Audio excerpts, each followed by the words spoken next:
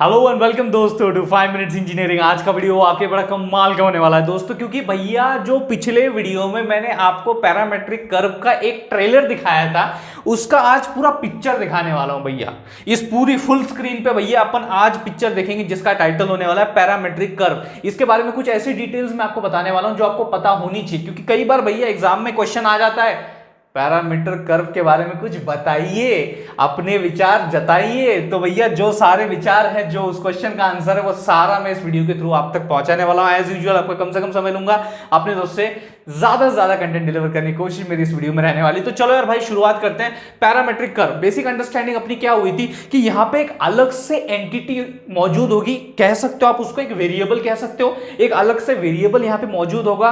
Okay, और वो आपका पैरामीटर होगा, वो आपका क्या होगा, पैरामीटर होगा। One of the form which is used to represent a curve, that is a parametric form. Okay, जिसके बारे में अपन थोड़ा समझ चुके हैं, बेसिक अंडरस्टैंडिंग अपने पिछले वीडियो में अपन बना चुके हैं। अब थोड़ा उसको और डिटेल में जानते हैं। यहां पे सबसे पहले इस पॉइंट से शुरुआत करते हैं। यहां पे आपको क्या दिख रहा है, पीस वाइज। यहां क्या दिख रहा है आपको, पीस वाइज। उसमें दो वेरिएंट्स हैं, एक लीनियर कर्व है, एक पॉलिनोमियल कर्व है। इसको जरा अपन पहले अंडरस्टैंड करते हैं। सी देखिए, एक बेसिक सबसे पहला सबसे बेसिक नेचर जो है वो लीनियर कर्व का अपन समझते हैं। देखिए अब एक्चुअल में जो कर्व है, it is nothing but you can also say collection of many points. Let's consider some points here. ठीक है, let's consider like this, you know, ये एक मेरा पॉइंट है, ये एक पॉइंट है, ये एक पॉइंट है, ये एक है, ये एक पॉइंट है, कुछ इस तरीके से। आपको बात समझ में आ रही है? तो when I am talking about piecewise, when I am talking about a piecewise linear, अब ये लीनियर क्यों है, बिकॉज यहां पे लीनियर बिहेवियर आपको देखने को मिलने वाला है, इसलिए लीनियर कर्व बोला इसको। तो ये लीनियर बिहेवियर कैसा होगा, ऐसा होगा, ऐसा होगा, बराबर है। तो connecting all the points in a linear fashion, क्योंकि अगर आप इस कर्व की इक्वेशन निकालोगे तो उसका बिहेवियर लीनियर होगा। लीनियर होगा मतलब क्या भैया, पावर 1 होगी।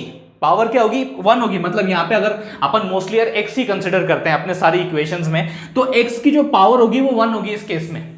जैसे कि लाइन की इक्वेशन क्या कहती है भैया, लाइन की इक्वेशन होती है सिंपल mx प्लस सी, बराबर है, सही बात है। m स्लोप है, इंटरसेप्ट है, और ये x क्या हो गया फिर आपका, यहां पे एक तरीके से x आपका क्या हो गया, इसकी पावर क्या है, it is 1, that means it's a linear equation. तो लीनियर इक्वेशन ही तो है भैया निकलने वाली।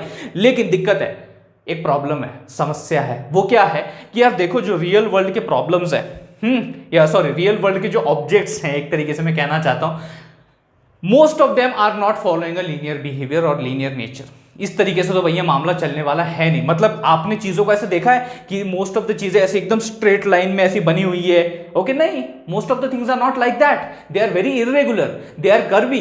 एक तरीके से आप कह सकते हो they are smooth. Okay, nature bend होता है, कहीं ना कहीं बेंड होता है। तो ये सारी चीजें अपने को डिपिक्ट करनी है ना भैया ग्राफिक्स के द्वारा, कंप्यूटर ग्राफिक्स में, तो वो कैसे की जाए। तो इसीलिए फिर अपन इस ऑप्शन को छोड़ देते हैं, we leave out this option कि भैया पीस वाइज लीनियर कर्व अपने को चाहिए नहीं, अपने को पॉलिनोमियल कर्व के तरफ बढ़ना है। पॉलिनोमियल का जब मैं जिक्र कर रहा हूं तो इसका मतलब क्या कि भैया ये 1 नहीं, 1 के ऊपर वाला 2 हो सकता है, 3 हो सकता है, 4 हो सकता है, 5 हो सकता है, इस तरीके से बहुत सारे नंबर हो सकते हैं। बात आपको समझ में आ रही है? लीनियर नहीं है, इसका मतलब क्या कि ये 1 की जगह उसका जो पावर है वो 2, 3, 4, 5, 6, 7, 8, 9, 10, 11, 12, 13, गिनते जाओ यार, गिनते जाओ, कोई दिक्कत की बात नहीं। ठीक है, तो ये नेचर, ये फंडा आपको समझ में आ गया। That means we are actually trying to get the benefit of polynomial nature for this respective curve that we are talking in the computer graphics। ठीक है, अब भैया इसमें भी यार आंकड़े तो बहुत सारे हैं, आंकड़े तो बहुत सारे, 2 है, 3 है, 4 है, 5 है, 6 है, 7 है, 9, 10, पता नहीं कितने हैं यार। लेकिन इसमें से भैया अगर मुझे कुछ चुनना होगा तो क्या चुनूंगा, जो ऐसा आंकड़ा जो कि मोस्टली भैया चलता है, जिसका राज चलता है कंप्यूटर ग्राफिक्स में जब कर्व की बात आती है, तो वो है भैया क्यूबिक। वो है, उस सवाल का जवाब है क्यूबिक। यानी कि यहां पे मैं बात कर रहा हूं डिग्री 3 की। अब अगला सवाल तुरंत आपके दिमाग में आएगा, वाई वाई भाई साहब, वाई 3 ने ऐसा क्या ही जादू कर दिया है आपके दिमाग पे। वैसे तो मेरे दिमाग पे जादू नहीं किया है। मोस्टली भैया जितने भी लोग कर्व के ऊपर रिसर्च करते आ रहे हैं या फिर पढ़ते आ रहे हैं, काम करते आ रहे हैं, उनका भी यही मानना है। क्योंकि एक सिंपल सा फिलॉसफी, एक फंडा मैं आपको बताना चाहूंगा, नेवर डील विथ एक्सट्रीमिटीज, बराबर है, चाहे वो लोअर एंड हो या फिर वो अपर एंड हो, एक्सट्रीमिटीज के साथ डील मत करो, बीच का रास्ता निकालो, बीच का रास्ता। तो ये वही बीच का रास्ता है। ये क्या है? वही बीच का रास्ता है जहां पे मैं डिग्री 3 की बात कर रहा हूं, because cubic is a nature, degree 3 is the point that is mostly we are doing it for curves और using it for curves, representing the curves, इस तरीके से।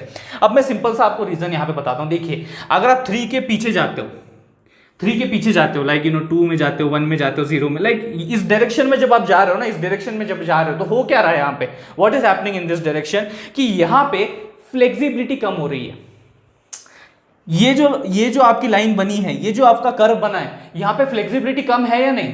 सिंपल सी बात है, कम है भाई फ्लेक्सिबिलिटी। यहाँ पे बेंड नहीं है, यहाँ पे नेचुरल ऑब्जेक्ट्स को डिटेक्ट करने की फ्लेक्सिबिलिटी नहीं है, ये लीनियर बिहेवियर है, बहुत ही स्ट्रिक्ट बिहेवियर है। तो अपने को ये नहीं चाहिए, बिकॉज यहाँ बहुत ही कम फ्लेक्सिबिलिटी, यहाँ पे बहुत ही कम कर्व नेचर आपको देखने को मिलने वाला है। ओके, जो यूजुअल सेंस में अपने दिमाग में कर्व रहता है ना, ये वाला नेचर, ये वाला नेचर। अब ये और ये आप क्या बोलोगे, यहाँ फ्लेक्सिबिलिटी बहुत कम है, यहाँ पे फ्लेक्सिबिलिटी ज्यादा है। सिंपल सा मुद्दा है, वही मैं उठा रहा हूं यहाँ पे मुद्दा, ठीक है। उसके बाद अगर मैं इस डायरेक्शन में जाता हूं तो चलो 4 तक तो बात समझ में आती है, 3 बात समझ में आती है, 4 भी अपन कई बार यूज करते हैं, डिग्री 4, लेकिन जब थोड़ा आगे बढ़ते जाते हैं 5, 6, 7, 8, 9, जब इस एक्सट्रीमिटी की तरफ अपन बढ़ते जाते हैं, जब इस एक्सट्रीम केस की तरफ अपन बढ़ते जाते हैं, तो होता क्या है, बहुत सारी कॉम्प्लेक्सिटी अपनी बढ़ जाती है। जैसे अपन कहते हैं, एक प्रॉब्लम जो यहाँ पे आप इनकाउंटर करते हो वो है अननेसेसरी कॉम्प्लेक्सिटी को बढ़ा देना। मतलब जो भी अपन जिस पे भी काम कर रहे हैं, लेट से किसी कर्व पे काम कर रहे हैं, तो उस पूरे प्रोसेस को अननेसेसरी कॉम्प्लिकेट कर देता है जब आप हायर पावर्स के साथ डील करते हो। That is very important thing. One more thing, कई केसेस में ऐसा भी पाया गया है कि जब आप हायर पावर के साथ यहां पे काम कर रहे हो तो कुछ अननेसेसरी एंटिटीज या एलिमेंट्स भी आपके उस रिस्पेक्टिव कर्व में इंट्रोड्यूस हो जाते हैं, इंड्यूस हो जाता है। तो यहां पे 2 चीजें इंड्यूस हो रही है, जब आप हायर एंड की तरफ जा रहे हो या फिर बड़े बड़े नंबर पावर की तरफ आप जा रहे हो, तो हो क्या रहा है, सबसे पहली चीज जो इंड्यूस हो रही है वो है अननेसेसरी कॉम्प्लेक्सिटी। दूसरी चीज जो इंड्यूस होती है वो ये है कि इन सम केसेस कि जो भी अननेसेसरी एलिमेंट्स हैं वो आपके कर्व में इंड्यूस हो जाते हैं। ओके, कि यार इस एलिमेंट की तो जरूरत ही नहीं, मान लीजिए एक पर्टिकुलर पार्ट है आपके कर्व में, उसमें एक ऐसा एलिमेंट इंड्यूस हो गया है कि उसकी तो अपने को जरूरत ही नहीं थी, लेकिन ये हुआ किस वजह से, आपने हायर पावर्स के साथ, बहुत हायर पावर्स के साथ जब आप डील करते हो तो सम केसेस में आपको देखने को मिल जाएगा। तो भैया जैसे मैं क्यूबिक की बात कर रहा था, तो चलो यहाँ पे पैरामेट्रिक क्यूबिक कर्व के बारे में ही बात की जाए, वो भी 3D में। मैंने बोला था ना अपन पिक्चर देखेंगे, लेकिन अब तक आपको लग रहा था पिक्चर 2D में चल रही। ना भैया, मैं 3D की बात कर रहा हूँ। चश्मे पहन लो, अपने चश्मे पहन लो, क्योंकि अभी पैरामेट्रिक क्यूबिक कर्व जो है वो अपन 3D में समझने वाला है। बड़ा सिंपल सा मामला है, देखो यार, बड़ा सिंपल सा मामला है। 3D मेंशन किया है, 3 डायमेंशनल, एक्स वाई जेड आपके सामने। टी क्या भैया, टी पैरामीटर है अपना। जब मैं पैरामेट्रिक कर्व की बात कर रहा हूं, जब मैं पैरामेट्रिक क्यूबिक कर्व इन 3D रिप्रेजेंट करने की बात कर रहा हूं, तो यहां पे टी आपका क्या आ जाएगा, टी आपका वो पैरामीटर बन जाता है। टी क्या बन जाता है, आपका पैरामीटर बन जाता है। और ये आपकी इक्वेशंस कुछ इस तरीके से जनरेट हो रही है फॉर द 3 डायमेंशन की मैं यहां पे बात कर रहा हूं, ठीक है। और ये बाकी यार ए बी सी जो आप यहां पे देख रहे हो, these are simply nothing but coefficient. जो अपनी नॉर्मल, जो अपन मैथ्स पढ़ते थे 10th में 12th में, उसमें अपन ने देखा होगा एक्स के आगे कोई आंकड़ा लगा होता है, नंबर लगा होता है, ए लगा होता है, बी लगा होता है, सी, जो भी है उसको अपन प्यार से बोलते हैं क्या, कोएफिशिएंट। तो यहां पे भी वही काम है। मुद्दे वाली बात जो आपको यहां पे समझनी वो है ये, यूजुअली हम भैया इस रेंज को फॉलो करते हैं जब हम लोग पैरामीटर की वैल्यू की बात कर रहे हैं 0, 1 के बीच में, बराबर है। तो ये अपने को याद रखना है, ये बहुत ही इंपॉर्टेंट पॉइंट है, ठीक है। अब कई बार क्या होता है ना यार, आपके क्वेश्चन में वो मेंशन कर देते हैं कि ठीक है यार, ये तो आपने बता दिया पैरामेट्रिक कर्व के बारे में इंफॉर्मेशन, बट एक काम करो, मैट्रिक्स भी लिख डालो यार, मैट्रिक्स में भी उसको रिप्रेजेंट कर डालो। कैसे करोगे, बड़ा सिंपल सा मामला है। अगर मैं यहाँ पे x की खाली सिर्फ बात करता हूं initially, let's consider x, because ये आप yt के साथ भी कर सकते हो, zt के साथ भी कर सकते हो, कोई बड़ी बात नहीं है वो, ठीक है। xt के साथ देखते हैं क्या होगा, तो we will be doing t into a। अब ये t क्या है, t is nothing but this, t is simply this, t cube t square t1 1, t cube t square t and 1 क्यों, बिकॉज यहां पे t की पावर 0 है, t की पावर 0 है, t की पावर 0 है। यहां कुछ लिखा नहीं है, इसका मतलब ये कि भैया उसकी पावर 0 है, क्योंकि उसकी पावर 0 इसीलिए वो 1 वैल्यू है, और 1 को किसी के साथ भी मल्टीप्लाई कर दो, वो किसी का जो है वो वहां पे दिखता है।